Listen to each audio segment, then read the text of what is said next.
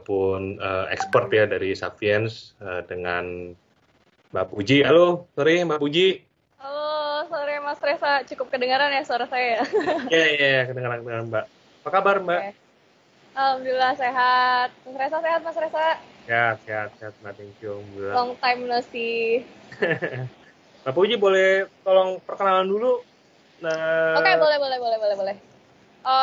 Saya Puji Ramawati, jadi role saya di Sapiens itu Associate Business Analyst, jadi biasanya ketemu klien, kita bahas kira-kira klien ada kebutuhan apa, terus solusinya seperti apa, kurang lebih seperti itu secara singkatnya. oke, Mbak Puji.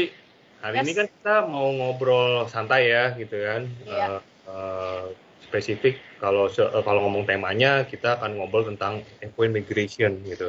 Tapi mungkin sebelumnya saya mau kasih tahu dulu ke Sapiens People dan juga teknologi entusias kalau per tahun 2021 ini Sapiens Teknologi Indonesia menjadi official strategic partner ya eksklusif untuk market Indonesia dari Epoin. Epoin itu adalah salah satu company yang mempunyai headquarter atau pusat di New Jersey, Amerika. Company teknologi pastinya yang sudah lumayan cukup lama dari 2003 ya dan mempunyai lebih dari 9 kantor representatif di seluruh dunia dan Sapiens dengan bangga bisa menjadi salah satu representatif eksklusif untuk Indonesia yang pertama kalinya ya. Jadi sepertinya di session kali ini. Tapi saya sih pikir sebelum kita ngomong tentang FM migration, saya mau tanya dulu nih gitu kan. Ini kan kita udah hampir 1 tahun ya dengan kondisi pandemi ini yang terjadi bukan cuma di Indonesia tapi hampir di seluruh dunia gitu. Kalau kita konteksnya ngomongnya pandemi ini terjadi untuk perusahaan kan banyak sekali juga perubahan yang terjadi di perusahaan itu sendiri ya gitu. Jadi mungkin dari yang tadinya sebelum pandemi kita secara operational productivity itu bisa ada di kantor ya hari-hari kita ngumpul kita bisa saling interaksi tapi semenjak hampir 1 tahun pandemi ini dari tahun lalu 2020 banyak perusahaan yang membuat kebijakan untuk karyawannya semua melakukan aktivitas kegiatan operasional itu di rumah masing-masing atau di tempat masing-masing.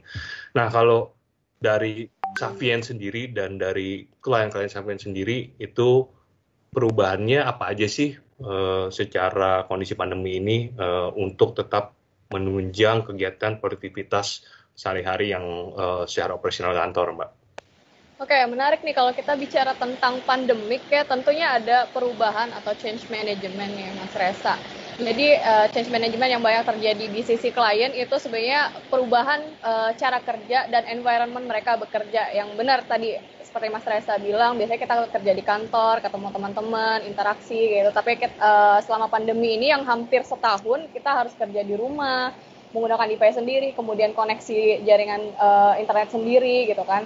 Nah, perubahan yang terjadi di klien itu ada beberapa klien yang mungkin masih terbiasa kerja di kantor pakai PC kantor gitu kan koneksinya tinggal colok LAN aja tapi ini harus mereka menyiapkan device sendiri yang mungkin harus terkonek ke jaringan kantor menggunakan VPN itu yang sebenarnya terjadi sekarang Mas Reza makanya ada beberapa klien kita yang sekarang mengubah cara mereka bekerja dengan bekerja di cloud gitu.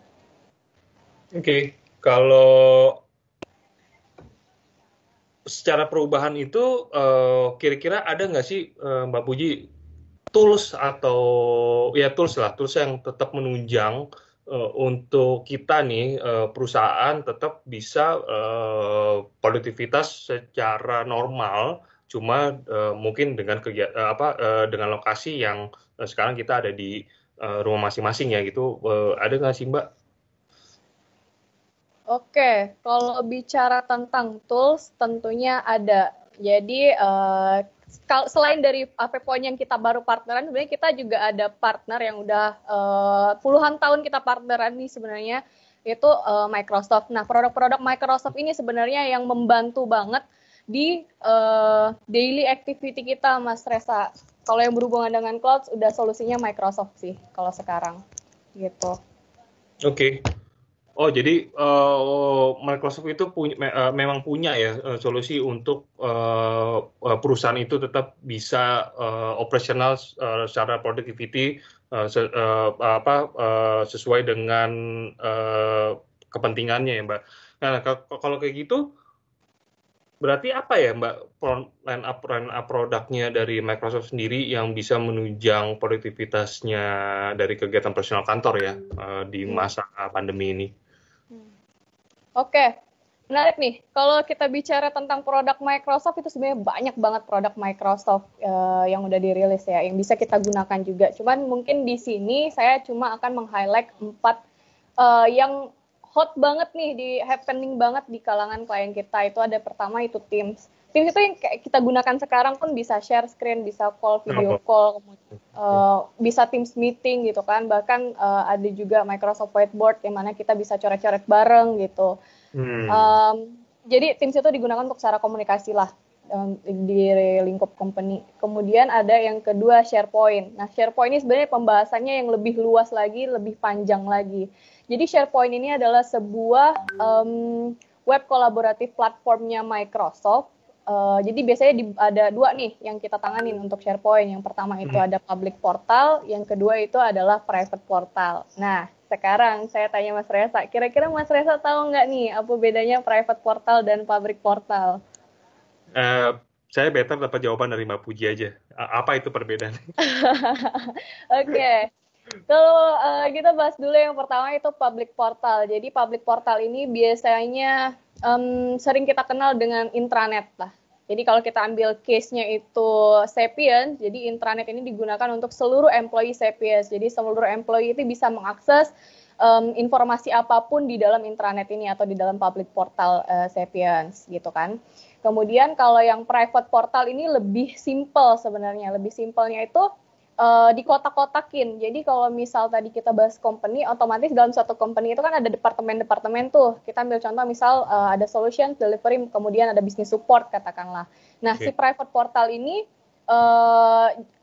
tentunya berbeda-beda fungsinya untuk setiap departemen gitu kan. Jadi kalau misalnya kayak Mas Reza ada di delivery, kemudian saya ada di solutions, nah Mas Reza belum tentu punya authority untuk mengakses portal solutions gitu. Jadi memang khusus per departemental gitu. Nah biasanya itu private portal ini yang biasanya kita enhance nih Mas Reza. Saya mau tambahin sistem approval dong, itu bisa banget. Kita bisa pakai Power Platform untuk penambahan sistemnya kayak gitu. Itu 2 SharePoint, saya jelasinnya singkat aja mungkin ya, karena waktunya terbatas juga. Kemudian kita lanjut ke yang ketiga. Nah, yang ketiga ini ada clouds, mungkin di sini yang well known-nya dibilang OneDrive kali ya, OneDrive. Nah, OneDrive ini fungsinya untuk apa? Fungsinya untuk storing data kita lah. Jadi kita nggak perlu khawatir kalau misalnya laptop kita crash atau black screen atau mungkin bahkan hilang worst case-nya gitu ya. Karena ketika kita sudah menyimpan data kita di clouds, itu kita login di device manapun selama kita tahu dan ingat username sama password kita, itu kita bisa tetap nge-get data kita gitu tanpa ada yang hilang karena kita udah store-nya di clouds gitu. Terus yang keempat itu ada Outlook. Ini sebenarnya Outlook tanpa pandemi pun sebenarnya banyak digunakan gitu kan untuk ya ngirim email, kirim appointment seperti itu.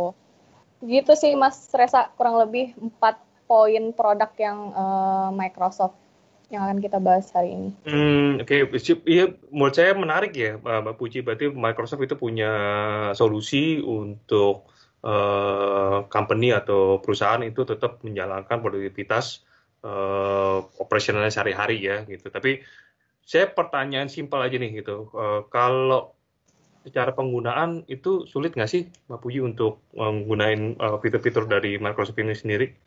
Oke, pertanyaannya unik ya, sulit atau enggak? Kalau dibilang sulit atau enggak, setiap yang namanya change management itu pasti kita menemukan kesulitan, tapi itu hanya di awal aja. Jadi kayak berubah nih, biasanya kerja di lokal, biasanya kerja menggunakan file server, join VPN, terus harus berubah di cloud gitu kan, yang mana mengandalkan koneksi sendiri. Tentu itu ada perubahan yang membuat kita harus sebenarnya terbiasa. Nah, lama-lama menggunakan cloud itu malah kita lebih enjoy, lebih nyaman gitu kan. Wah, sistemnya juga lebih simple gitu sih Mas Reza. Kalau ditanya sulit atau enggak, karena kita udah sebagai pengguna yang lama gitu ya, menurut saya malah sangat membantu banget, terutama di masa pandemi kayak gini. Saya nggak perlu connect VPN untuk mengakses file saya nggak perlu dari sisi cost efficient pun kita nggak perlu menyiapkan infrastruktur untuk naruh data di file server lagi gitu kan. Jadi benar-benar membantu banget lah karena penggunaan cloud ini kan bisa diakses menggunakan device apapun, kita bisa mengakses dimanapun gitu. Okay. Interesting ya, Mbak Puji. Kalau saya pertanyaan selanjutnya, saya akan tanya, untuk bisa mengakses fitur-fitur dari yang Mbak Puji sebut ya, tadi itu fitur-fitur Microsoft, itu apakah perlu device yang umum digunakan sehari-hari di kantor seperti laptop atau PC, atau kita bisa pakai another device gitu, Mbak Puji? Menarik nih. Jadi mungkin yang dikhawatirkan setiap orang ketika di cloud atau menggunakan produk Microsoft gitu, wah harus device yang canggih atau device dengan spesifikasi yang begini. Nah sebenarnya enggak seribet itu, Mas Reza. Justru dengan menggunakan cloud kita tuh bisa mengakses any file tuh anywhere, any devices. Jadi even punya HP pun bisa, kemudian dari web browser biasa pun bisa, kemudian pakai laptop atau iPad pun bisa. Jadi nggak yang monoton harus menggunakan device ini dengan spesifikasi sekian tuh nggak ada spesifikasi khusus. Jadi lebih simpel sih menurut saya. Oke, jadi fitur-fitur ini ya yang lagi ada di slide-nya Mbak Puji, berarti selain di device, selain laptop sama PC itu juga di smartphone-nya kita itu juga bisa digunain berarti ya Mbak Puji ya? Bisa banget Mas Reza. Oh, sih, itu good sih. Pertanyaan saya selanjutnya nih, kalau dari 4 line up produk Microsoft ini yang tadi Mbak Puji sebut sebagai penunjang produktivitasnya untuk kegiatan personal kantor, apakah sudah optimal dengan 4 produk line up ini atau ada yang lain nih Mbak Puji nih? Oke, nah jadi untuk menunjang ini sebenarnya kita kalau audiens juga sadar, tadi Mas Reza sempat memperkenalkan partner terbaru kita, AVPoint. Nah, si AVPoint ini sebenarnya yang mengoptimalkan produk-produk Microsoft yang kita gunakan nih, Mas Reza. Jadi saya jelasin singkat, AVPoint itu ada 3 pilar. Yang pertama itu untuk migrate, kemudian yang kedua itu manage, kemudian yang ketiga itu protect. Nah, masing-masing ini punya functionnya sendiri-sendiri dan punya benefitnya masing-masing gitu ya. Saya jelasin dulu dari yang protect deh, mungkin protect. Jadi kalau protect itu lebih ke cloud backup gitu. Jadi kalau misalnya nggak sengaja nih Mas Reza nge-delete file gitu kan, terus baru sadarnya 6 bulan atau 1 tahun kemudian gitu, baru sadar ternyata file itu tuh berguna banget. Nah, dengan cloud backup-nya AVPoint, ini kita sebenarnya nggak perlu khawatir karena ada fitur retention. Nah, di mana retention itu kita bisa nge-keep si data itu setahun atau 2 tahun kayak gitu, atau berapa tahun yang dimau. Kita bisa nge-keep data itu tanpa takut hilang gitu. Jadi dia nge-backup data-datanya, kemudian kalau misalnya memang kita butuhkan untuk restore itu bisa banget. Itu protect. Kemudian yang kedua itu ada manage. Nah, manage di sini sebenarnya lebih ke governance, Mas Reza. Jadi kalau di Teams itu kan ada yang namanya group Teams. Nah, jadi group Teams ini kalau di change management ada change management di suatu perusahaan, otomatis penggunaan tools baru itu menjadi sebuah yang mainan baru lah ya gitu. Kayak dikotak-atik, dicoba-coba fiturnya gitu kan. Nah, jadi yang terjadi sekarang itu kita menemukan beberapa grup Teams yang ternyata tidak sesuai dengan kepentingan company, misalkan katakanlah grup makan siang dan lain sebagainya. Jadi lebih bersifat personal gitu kan. Tapi kita bisa memaklumi gitu kan, memaklumi karena pada masa transisi change management orang-orang tentu penasaran nih, wah grup Teams gitu kan, ada fitur ini, ada fitur ini, ada fitur ini, pasti dicoba semua. Itu justru hal yang bagus untuk seseorang menerima teknologi baru gitu kan. Nah, di sini AvePoint bisa membantu menggovernance kan si Teams itu tadi biar nggak sembarang orang bisa buat grup Teams. Karena pada dasarnya satu grup Teams itu bisa auto create satu web portal SharePoint, Mas Resa gitu. Okay. Nah, di manage ini nanti kita bisa bikin sebuah policy lah ya, katakanlah misal yang bisa membuat group Teams itu hanya Mas Resa aja katakanlah. Jadi kayak saya nggak bisa. Jadi kalau misalnya saya mau ada kebutuhan pengen ada grup Teams nih untuk project A, saya harus request ke Mas Resa dulu. Jadi nanti Mas Resa yang create gitu sesuai kebutuhan. Itu AvePoint membantu banget untuk membuat sistem policy-nya seperti itu.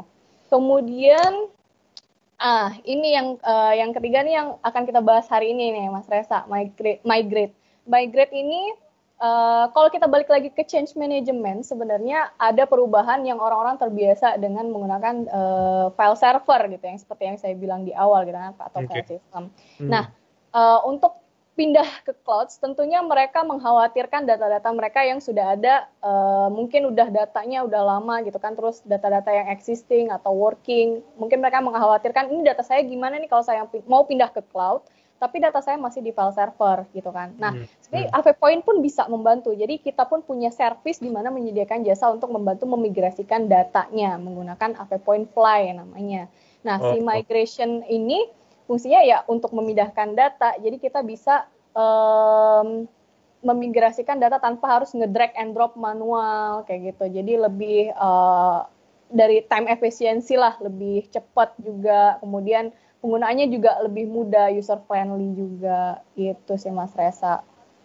Ini berarti kan kita udah masuk ke spesifik topik kita hari ini ya, tentang AvePoint migration ya. Pertanyaan saya simpel nih, Mbak Puji. Migrasi seperti apa sih yang bisa dilakukan sama AvePoint? Oke, migrasi seperti apa? Jadi untuk saya bilang use case yang sekarang ya.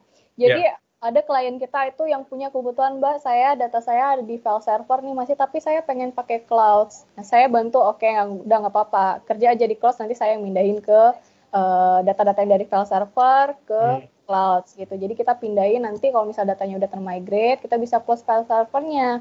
Kemudian ada juga yang kebutuhan, Mbak, data saya ada di portal SharePoint ini nih, tapi saya ada kebutuhan di project di portal yang B. Nah, oke, nggak apa-apa, saya bantu pindahin. Jadi dari sisi cloud to cloud juga bisa, dari sisi on-prem ke cloud juga bisa, gitu.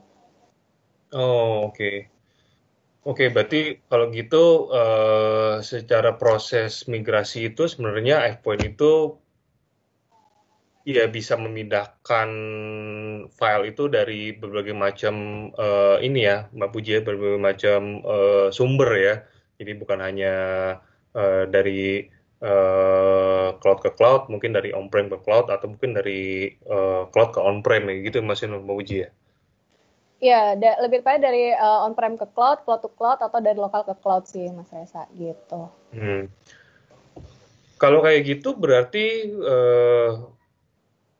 sejauh apa ya Mbak Puji ya, secara flexibility ya, yang bisa dilakukan sama AvePoint untuk spesifik migrasi ini dulu ya, itu apakah cuma bisa dimindahin dari file yang base-nya Microsoft, atau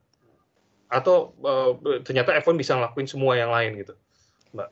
Oke, jadi sebenarnya nggak ada batasan sih, Mas Resa, untuk AvePoint itu sendiri bisa memindahkan berbagai macam data, data-data Office bisa, kemudian data image juga bisa, mungkin video juga bisa, gitu kan. Ada beberapa yang mungkin project-project itu ada yang harus difoto dan segala macam, itu bisa kita pindahin.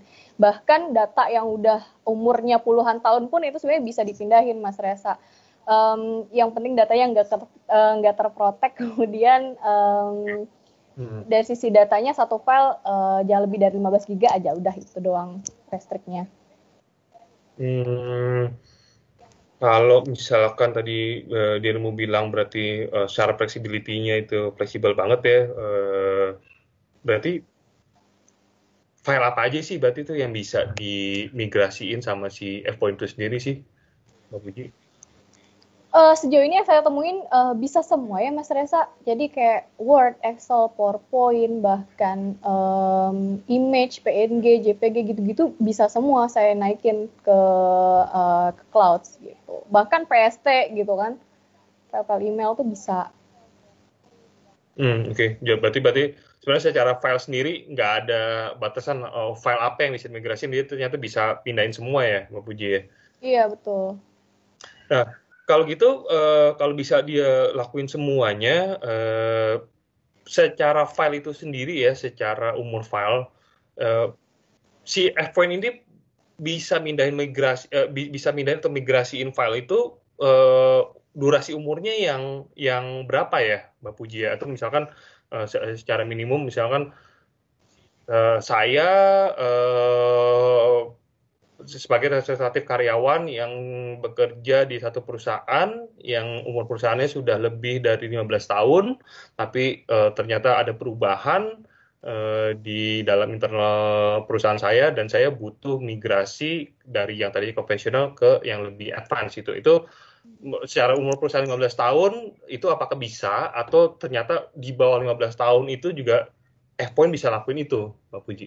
Bisa, jawabannya bisa. Jadi nggak ada batasan sama sekali. Oh, datanya cuma bisa setahun nih atau data-data baru aja yang dipindahin. Enggak, Mas Reza. Jadi pengalaman kita ada yang bahkan project udah puluhan tahun disimpan datanya di file server. Bahkan kita juga nggak, klien sendiri pun nggak tahu nih data project mana, siapa yang pegang atau siapa yang buat dokumennya. Kemudian itu kita bantu migrate ke cloud sebagai dokumentasinya mereka. Karena nggak mungkin kan data-data project lama itu kita delete begitu aja gitu. Jadi sejauh ini AvePoint tuh udah tools paling keren banget untuk memigrasikan data karena dia nggak ada batasan waktu berapa tua sih, seberapa tua sih data itu tuh nggak ada, nggak se-strict itu mereka.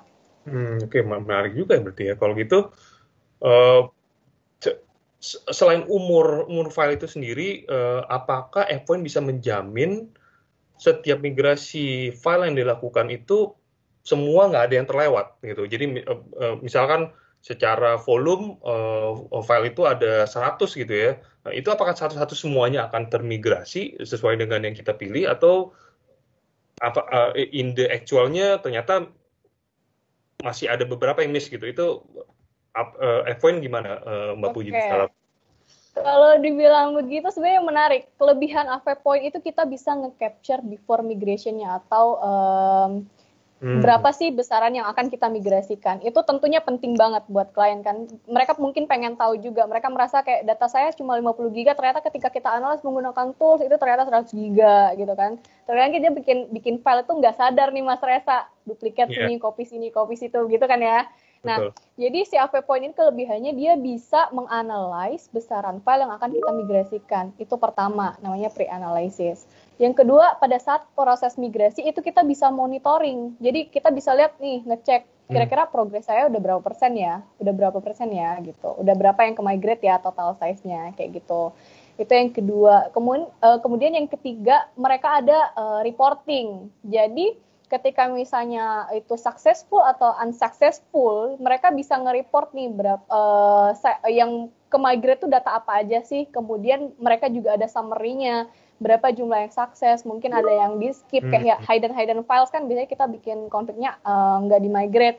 Kemudian misal ada yang fail, mereka juga bakal nge-report kira-kira berapa data yang fail dan data apa aja yang fail. Nah kita bisa cek dari reporting itu gitu Mas Reza. Jadi nggak perlu khawatir datanya ketinggalan di file server karena kita punya reportnya itu pertama. Kedua kita bisa melakukan migration atau rerun prosesnya. Jadi kita bisa run incremental, nanti dari toolsnya itu sendiri akan ngecek kira-kira mana data yang udah dia migrasi dan mana yang belum. Nanti dia akan memigrasikan sesuai dengan hasil checkingnya yang belum dimigrasi aja gitu. Oke. Untuk bisa pakai toolsnya F1 ini sendiri, itu base-nya itu kita mesti punya apa dulu sih, Mbak Puji? Itu apakah kita mesti punya Microsoft only atau kita mesti punya another selain Microsoft? Itu gimana, Mbak Puji, secara prosesnya?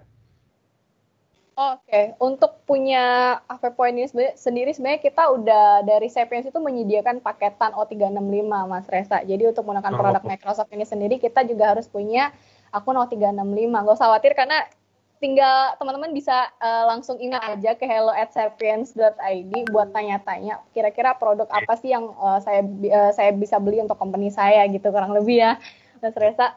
Nah, jadi nanti Sapiens akan memberikan solusi kira-kira mana nih produk yang terbaik untuk klien-klien kita gitu. Jadi di Sapiens itu sudah menyediakan paketan O365 yang kita bisa menggunakan produk-produk Microsoft yang kurang lebih saya sebutin tadi ya, kayak Teams, Outlook, kemudian SharePoint Online, bahkan seperti itu. Kemudian kalau misalnya memang ada kebutuhan, wah saya takut nih data saya hilang di cloud, nggak sengaja kehapus, misalkan hilaf gitu kan.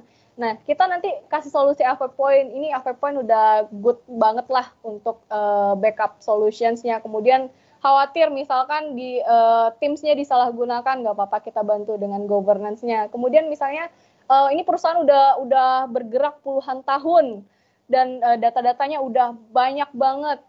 Jadi pengen pindah dengan ke environment cloud, itu kita bisa bantu dengan migration. Kita punya solusinya, Sapiens punya solusinya.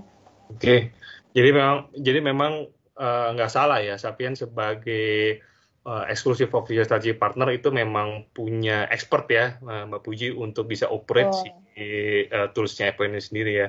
Nah, pertanyaan saya nih, kalau saya sebagai calon user itu untuk tertarik untuk bisa pakai toolsnya Apple ini sendiri untuk company saya. Apakah sih bisa lakuin itu sendiri atau I don't know, mungkin secara Sapiens udah punya tim yang bisa migrasi knowledge ya untuk tim company saya untuk bisa operate sendiri akhirnya. Gimana Mbak Bu? Oke. Kalau untuk AV-Point ya, jadi kalau untuk AV-Point ini sebenarnya bisa di-manage oleh klien itu sendiri. Jadi kita nanti mungkin bantunya perlahan ya. Mungkin dari awalnya kita bantuin dulu, kemudian kita transfer knowledge, kemudian kita support lah, kita guide usernya gimana cara penggunaannya. Kurang lebih seperti itu sih, Mas Reza. Jadi berarti memang dari timnya Sapiens sendiri yang memang akan nge-guide ya dari awal proses sampai during the proses sampai mungkin di area maintenance ya. Iya. Kita tadi udah banyak ngomongin secara fungsi dari AppPoint yang spesifik ngomong tentang migrasi itu sendiri ya, Pak Puji ya. Kalau saya mau tanya keunggulannya si AppPoint ini sendiri yang migrasi dengan ya mungkin komparasinya mungkin dengan yang ada proses migrasi yang ada gitu kan, itu apa sih Mbak Puji yang mungkin bisa Mbak Puji kasih tahu nih ke Seven People dan teknologi antusias, apa sih secara keunggulannya? Keunggulannya sebenarnya udah saya selip-selipin di obrolan kita sebelumnya nih Mas Rea, tapi nggak apa-apa saya sebutin lagi. Jadi kelebihannya itu sebenarnya kalau kita bahas migration nih, mungkin saya akan lebih ke kelebihan Fly untuk proses migrasi gitu ya, karena nanti ada sesi-sesi khusus nih untuk governance, kemudian cloud backup itu akan sesi terpisah.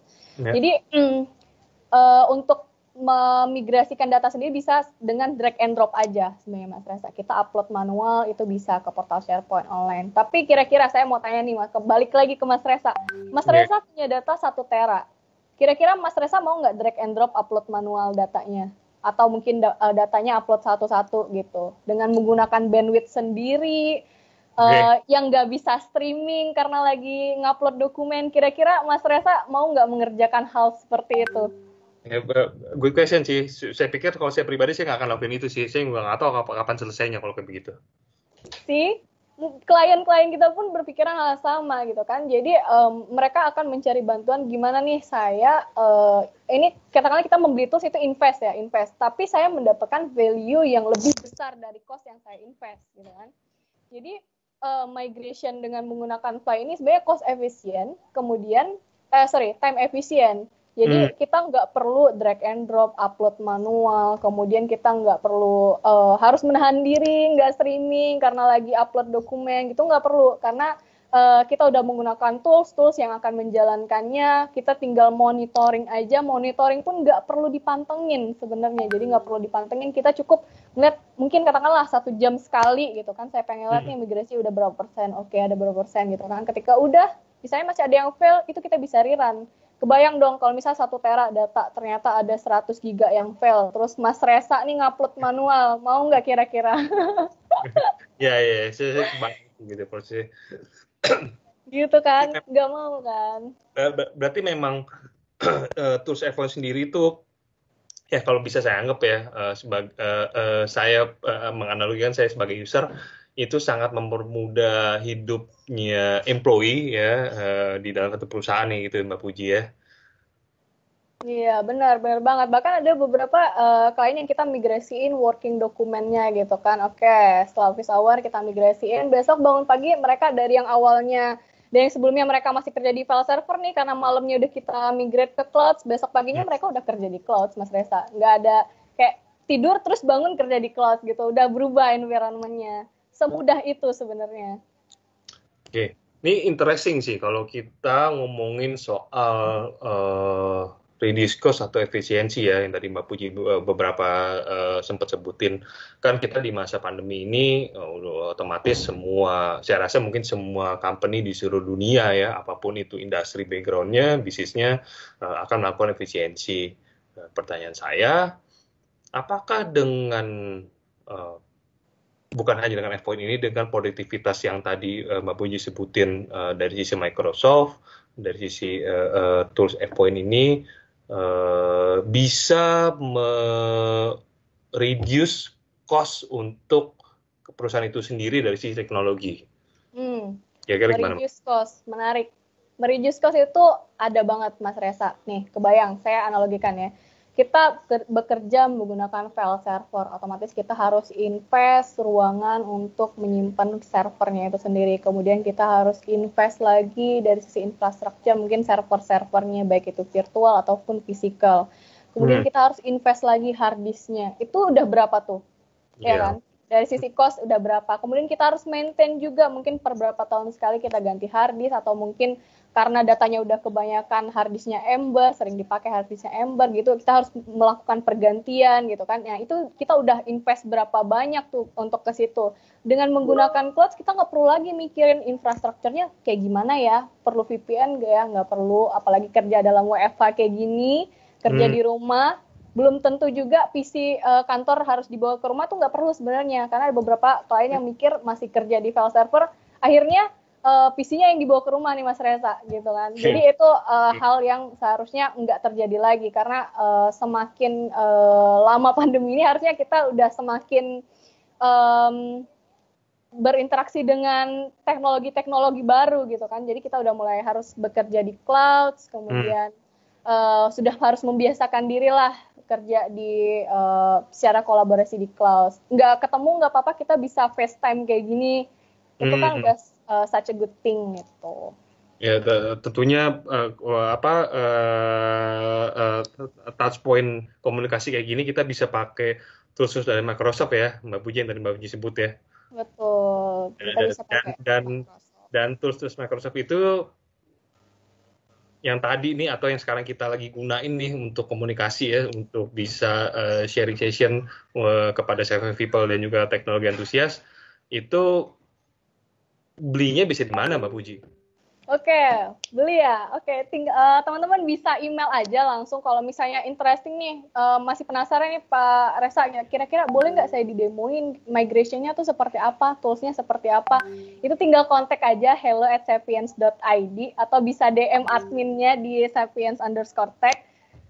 Nanti di situ kita bantu oleh tim marketing kita, nanti kita juga akan dibantu oleh tim teknikal kita jika memang ada kebutuhan untuk demo atau pengen nanya-nanya nih lebih dalam, kira-kira kebutuhan company saya tuh apa ya yang sesuai produknya, itu bisa banget kita menyediakan jasa itu gitu ya.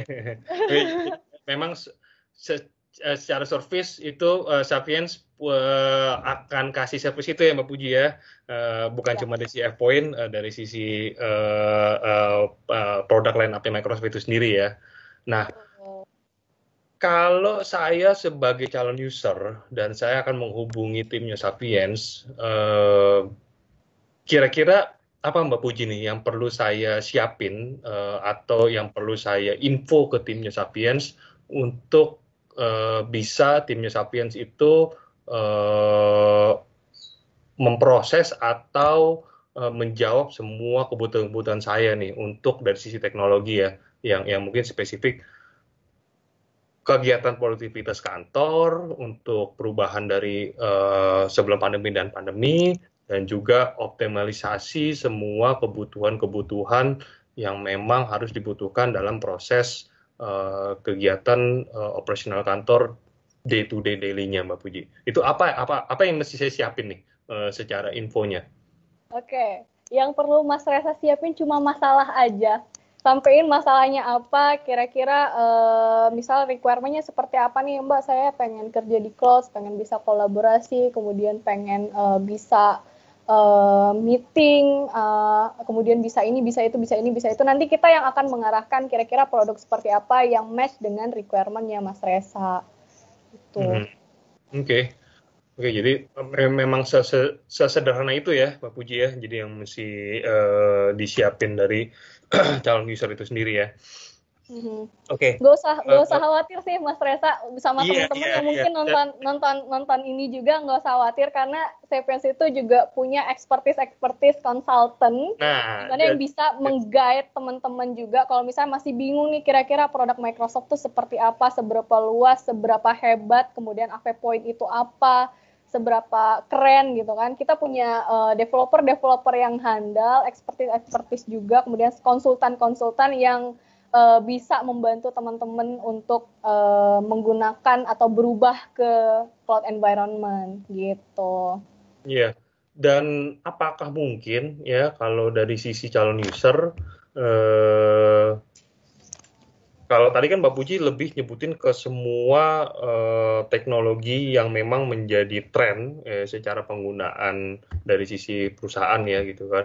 Tapi apakah mungkin juga Sapiens itu bisa transfer knowledge nih gitu. Jadi mungkin istilahnya gini, saya sebagai calon user dari company X itu saya mungkin saat ini saya belum tertarik untuk beli jasa atau service yang Sapiens Teknologi Indonesia punya gitu kan. Tapi tahap awalnya saya pengen dapat input dulu, mau dapat knowledge dulu gitu. Itu apakah dari Sapiens Teknologi Indonesia bisa provide itu, Mbak Puji?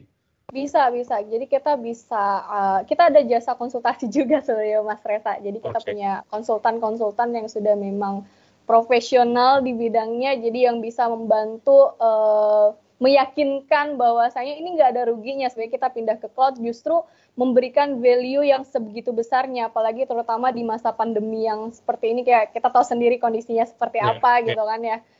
Untuk meningkatkan produktivitasnya, mungkin dari sisi cost juga bisa terbantu karena kita sudah pindah environment.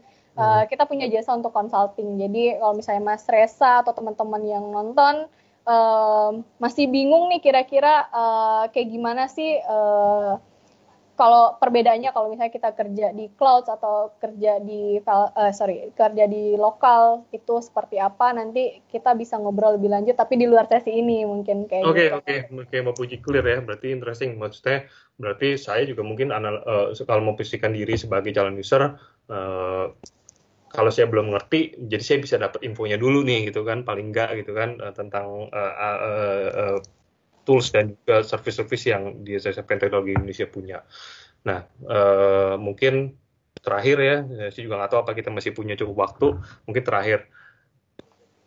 Susah nggak sih Mbak Puji untuk kita bisa mengerti, karena saya selalu menganalogikan diri saya sebagai teknologi user, dan saya sebagai karyawan, tapi saya ini pengetahuannya masih basic nih untuk teknologi gitu kan. Tapi sedangkan saya butuh, kantor saya butuh, perusahaan saya butuh, apalagi di masa pandemi ini gitu kan. Untuk tadinya kita konvensional kita bisa ngumpul di kantor, sekarang kita mesti kerja di tempat masing-masing, di rumah masing-masing. Itu sesimpel pertanyaannya, susah nggak sih kalau kita mau bisa adaptasi secara teknologi itu Mbak Puji? Oke, sekarang saya analogikan ya. Mas Resa waktu belajar naik sepeda misalkan, udah lancar naik sepeda, tiba-tiba dikasih motor, harus belajar motor lagi. Kira-kira susah nggak untuk transisi dari sepeda ke motor? Atau mungkin dari sepeda ke mobil? Kira-kira susah nggak? Pasti ada kesulitannya sih, karena beda tipe dan beda environment ya gitu Mbak Puji. Betul. Nah, pasti ada kesulitan. Yang namanya change management itu nggak mungkin langsung semua orang mahir, semua orang bisa, semua orang terbiasa. Itu nggak mungkin banget. Kalau orang kayak gitu berarti luar biasa di bidang teknologinya udah canggih banget gitu. Saya harus belajar sama orang kayak gitu kan. Tapi yang namanya change management kayak yang saya bilang tadi, bahkan orang tuh harus melihat toolsnya dulu. Ketika ada tools baru, mereka penasaran nih, pengen coba-coba. Wah, ini kira-kira fiturnya buat apa gitu? Fiturnya buat apa gitu? Saya pakai 1 tahun pakai Teams, saya baru tahu nih bisa ganti nada dering untuk call gitu kan. Segitu noranya saya gitu kan. Tapi kalau itu saya tahu tuh Mbak Puji itu kan. Tuh kan. Jadi namanya change management itu pasti ada sisi noraknya dulu nih Mas Resa, sebelum kita menjadi expertise gitu kan. Pasti ada kesandungnya dulu, pasti ada jatuhnya dulu. Nah, saat kita kesandung, kita jatuh itu disitulah kita belajar gitu bahwasanya ada satu hal yang mungkin bisa kita optimalkan nih. Nah, dengan bagaimana cara mengoptimalkan tools-tools yang kita gunakan tadi itu bisa menggunakan AP Point. Nah, nanti kita baru kasih solusinya. Oke. Kesandungnya di gara-gara data nggak sengaja ke delete terus baru sadar 6 bulan. Wah, tenang, kita pakai solusinya biar nanti next-nya, pakai solusi backup-nya biar nanti next nggak akan terjadi lagi hal seperti itu gitu Mas Reza. Jadi kalau dibilang susah nggak ya? Ya pasti susah di awal gitu kan. Yang perubahan biasa kerja di lokal, biasa menggunakan VPN, tiba-tiba harus pindah ke cloud, kemudian ngelepas VPN-nya, kemudian ngelepas data-data yang ada di on-prem. Itu tentu akan susah gitu kan. Tapi lama-kelamaan karena kita udah terbiasa setiap hari menggunakan cloud gitu kan, setiap hari kita kolaborasi di Teams atau bahkan di SharePoint, itu udah jadi hal yang biasa dan malah kita jadinya nyaman gitu kan. Gitu Mas Reza. Jadi nggak perlu khawatir kalau teman-teman yang nonton juga merasa kayak wah nanti saya susah nih kerja di cloud dan segala macam. Nggak perlu khawatir, semua pernah merasakan susahnya kerja di cloud atau mungkin susahnya change management, tapi lama-kelamaan saya sendiri pun menyadari bahwasanya cloud itu membantu banget. Jadi kalau saya boleh share sedikit nih Mas Reza, perbedaan saya megang cloud sebelum dan sesudah pandemi ya. Jadi unik nih, sebelum pandemi itu orang beberapa klien tuh ketika diajak, ayolah pindah ke cloud gitu kan, kerja di cloud kayak masih ogah-ogahan gitu, masih ada yang beberapa yang menolak gitu kan, susah lah untuk diajak pindah ke cloud. Karena mereka masih nyaman dengan environment yang existing, jadi masih nyaman menggunakan PC kantor, di mana udah terbungkelan, kemudian udah tinggal buka data aja gitu kan, nggak perlu masukin credential dan segala macam, mungkin masukin ketika login doang gitu. Jadi kerjanya masih terbiasa di lokal gitu kan. Pada saat kurang lebih Maret tahun kemarin, itu kita tiba-tiba langsung lockdown. Yes. Betul kan? 3 bulan full kita nggak ke kantor. Nah, 3 bulan full kita nggak ke kantor, menurut Mas Reza, kita kerja atau nggak? Tetap harus kerja, karena kalau misal kita nggak kerja, ya buat apa gitu kan? Maksudnya, pandemi ini tidak men-strict kita bahwasanya dijadikan alasan untuk kita tidak bekerja, untuk kita tidak produktif gitu kan. Nah, akhirnya setelah menyadari bahwasanya wah cloud ini ternyata membantu banget, di awal-awal tuh masih banyak yang request VPN dan segala macam. Kemudian lama kelamaan nih udah mulai membludak nih Mas Reza permintaan migrasi datanya. Jadi ada beberapa yang langsung minta migrasiin, tolong dong data saya dimigrasiin, tolong dong data saya dipindahin ke cloud, saya mau kerja di cloud aja gitu. Jadi kayak pada rebutan datangnya keroyokan kayak beban hidup gitu kan.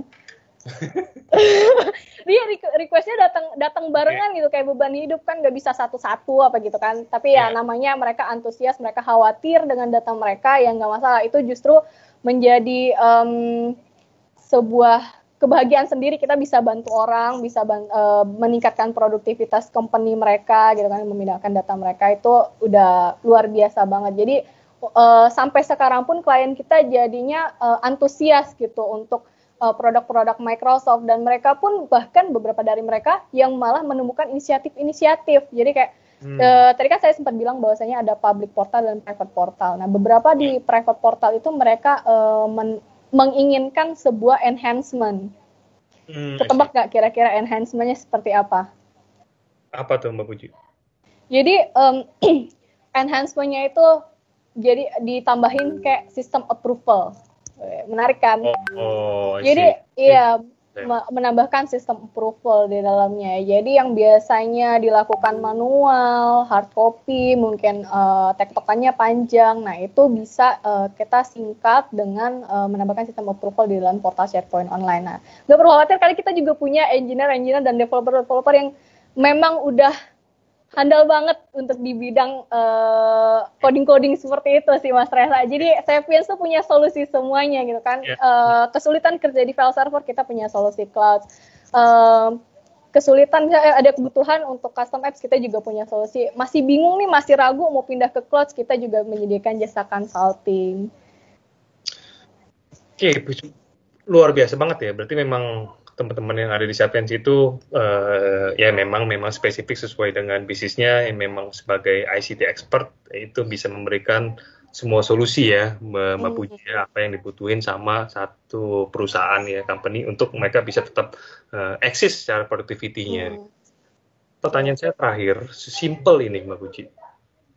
Apakah kita perlu sebagai konteksnya company ya, employee dan company, apakah kita perlu adaptasi dengan teknologi sesuai dengan kondisi yang terjadi sekarang ini ya, di seluruh dunia kita masih pandemi, masih COVID, apakah kita perlu adaptasi? Karena saya cerita aja ya, mungkin ada beberapa 1, 2, 3 sahabat saya yang bekerja di berbagai macam bidang industri, perusahaannya masih merasa kita secara manual aja masih bisa kok gitu kan, masih bisa jalan gitu kan, tapi memang butuh effort gitu kan. Itu makanya pertanyaan saya, apakah dengan kondisi pandemi yang masih kita belum tahu kapan ini selesainya gitu kan, moga-moga kita bisa cepat bukan selesai ya, bisa cepat lebih kembali normal gitu ya. Amin. Apakah perlu teknologi untuk bisa menjawab kebutuhan dan solusi-solusinya itu semua? Konteks perusahaan. Iya, sebenarnya kalau dibilang perlu teknologi enggak ya, setiap company pasti perlu teknologi, apalagi kalau misalnya berhubungan gimana sih biar lebih cost efisien, kemudian gimana sih biar employee saya itu bekerjanya lebih produktif gitu kan. Tentunya kita butuh teknologi nih Mas Reza. Lagi-lagi kalau untuk masa pandemi kayak gini yang dimana kita agak kesulitan berinteraksi, sebenarnya cloud itu udah solusi terkini banget lah gitu, yang happening banget. Bahkan mungkin karena ini terjadi di seluruh dunia gitu kan, bahkan di luar negeri pun mengalami hal yang sama gitu. Jadi kita nggak ada alasan pandemi company kita nggak produktif gitu. Nah, cloud ini bisa jadi solusi. Kalau ditanya ada adaptasi nggak, ya harus kita adaptasi gitu kan, namanya perubahan. Sekarang awal-awal COVID-19 kita parno banget semua kan, tapi kita nggak bisa yang selalu mengurung diri, ketakutan kayak gitu. Kita tetap jaga jarak, bahkan pemerintah pun sudah sempat menerapkan era new normal gitu kan. Iya betul ya, berarti Mbak Puji, memang teknologi itu akhirnya bisa menjadi jawaban atau solusi ya bagi perusahaan ya, untuk bisa tetap eksis gitu kan, untuk bisa menjalankan operational daily-nya kegiatan mereka. Banyak sebenarnya yang mau saya tanya ya, cuma mungkin saya nggak tahu, ini kita waktunya memang terbatas gitu ya, apalagi kalau kita ngomong endpoint ya, tadi Mbak Puji baru ngomong sesuai temanya hari ini tentang endpoint migrasi ya, masih ada backup dan protect gitu kan, yang belum kita bahas. Sepertinya kita akan bahas di lain kesempatan, Mbak Puji, ya, karena keterbatasan waktu gitu kan. Sekali lagi saya terima kasih ya sebelum kita tutup sesi live webinar Sapiens Tech Hour hari ini. Terima kasih, saya udah senang banget nih banyak dapat pencerahan ya, banyak dapat insight dari Mbak Puji sendiri sebagai pelaku teknologi antusias. Saya harap juga semua yang join di live session kali ini bisa dapat sesuatu yang positif ya, terlepas dari topik yang kita angkat hari ini tentang F1 migration, bahwa sebenarnya dengan kondisi pandemi yang masih terjadi sekarang ini, memang akhirnya teknologi lah yang bisa menjawab solusi atau kebutuhan dari perusahaan itu sendiri gitu kan, supaya bisa tetap eksis gitu. Dan kebetulan Sapiens Teknologi Indonesia itu punya menurut saya dari hulu sampai hilir untuk solusi-solusi itu, Mbak Puji ya. Setuju banget. Ya, dan di tahun ini 2021 saya mau mention lagi bahwa Sapiens Teknologi Indonesia sudah menjadi official strategic partner ya, eksklusif dari F-Point untuk market Indonesia. Jadi bagi siapa saja yang pengen dapat info yang lebih detail atau yang lebih komprehensif tentang produk Microsoft ataupun F-Point itu sendiri, nanti mungkin bisa hubungin kita di hello@sapiens.id ya, atau bisa engagement atau interaksi sama kita di sosial medianya Sapiens, Sapiens_tech gitu ya, Mbak Puji ya. Gitu kan, mungkin nanti juga bisa dijawab langsung dengan expertnya kita, Mbak Puji sendiri, ataupun dari teman-teman Sapiens yang lain. Oke. Kira-kira mungkin saya di ada sedikit tambahan nih. Iya, ada sedikit. Ada yang unik banget ini pertanyaannya. Kira-kira F-Point bisa migrasiin hati nggak katanya? Waduh, mohon maaf nih teman-teman.